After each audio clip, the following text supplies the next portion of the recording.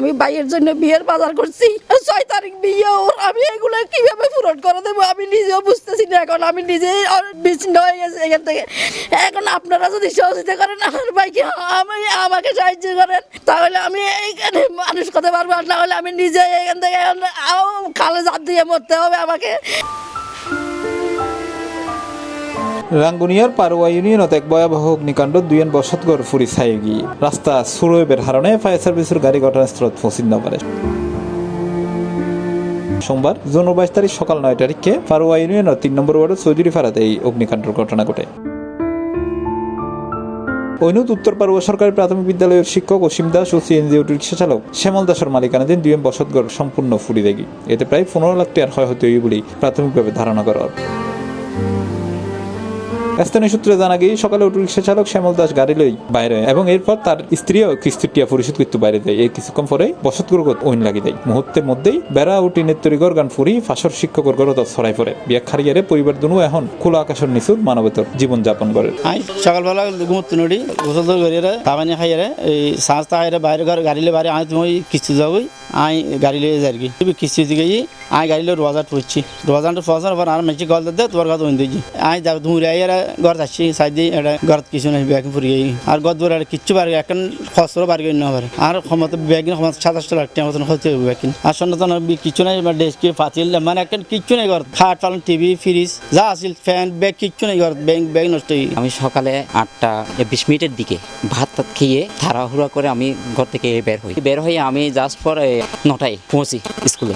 5 minute কি 10 minute পরে মানে ঘর থেকে একটা সংবাদ যায় তোমাদের বাড়িতে পাশের বাড়িতে আগুন ধরছে। আস্তে আস্তে আস্তে আস্তে এই অবস্থা দেখতেছি সবকিছু শেষ। মানে আমার গসহ শুধু একটা আল্লাহ একটাই বের করতে পারছে।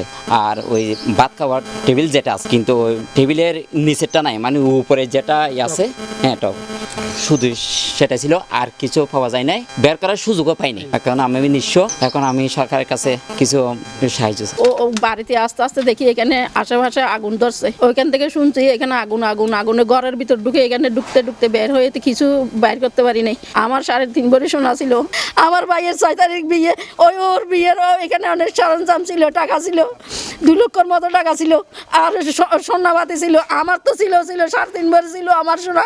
আমি এখান থেকে কিছু বাইর করতে পারি না। লোকেরা এখানে থেকে এসে সামনে থেকে একটা আলনা বাইর করছে, বিছনাপত্র অল্প জিনিস বাইর করছে, ওইদিকে এসে কাগজপত্র কিছু বাইর করতে পারি না। ব্যাংকের অনেক জিনিসপত্র ছিল, কাগজপত্র ছিল, কিছু বাইর করতে পারি নাই। আমি কি করবো এখন নিজেও জানি না আমি কি করতে পারি। স্থানীয় ইউপি সদস্য দিদারুল আলম জানাইয়ে অগ্নিকাণ্ডের খবর পেয়ে ফায়ার সার্ভিসের গাড়ি দ্রুত রওনা দিল। চৌধুরী ফারার ভেতরের সড়ক অত্যন্ত সুরোয়েবের হারণে গাড়িগান দুর্ঘটনাস্থল পৌঁছাইতে না পারে। তবে স্থানীয় দীর্ঘ সময়ের আপ্রাণ চেষ্টা ও সম্মিলিত সহায়তায় ও নিয়ন্ত্রণ দায়নে আশেপাশের আরো বেশিজ্ঞ বসতঘর বড় ধরনের ক্ষয়ক্ষতির রক্ষা পাই। আমি আগুন ধরার কথা শুনে তৎকালীন আমি উপজেলা ইউনূস স্যারকে জানিয়েছিলাম। ইউনূস স্যার বলছিল পারোয়া ইউনিয়ন পরিষদের সচিবকে জানাবেন, একটা র্যাপ ফর্ম করেন, তাই আমরা কি করতে পারি। তারপর আমি এলাকার প্রতিবেশী সবাই দেখে এখানে এসে দেখেছি যে সবাই পানি মারতেছে। ওরা যদি এসে যদি সচেতন করতো তাহলে পার্শ্ববর্তী যারা ঘর আছে আরো ক্ষয়ক্ষতি বেশ হতো। যার কারণ আমি এসে এখানে দেখছি ফায়ার সার্ভিস গাড়ি ঢুকতে পারে না, কারণটা হচ্ছে রাস্তাটা একদম ছোট, সেজন্য গাড়ি ঢুকতে পারে নাই। তারা আর্থিক খুবই সংকট, 2 জন ব্যক্তি, একজন ব্যক্তি হচ্ছে সিএনজি চালক এবং কিস্তু আছে, এসব 5 জন করে পরিবার কোনোমতে চলে।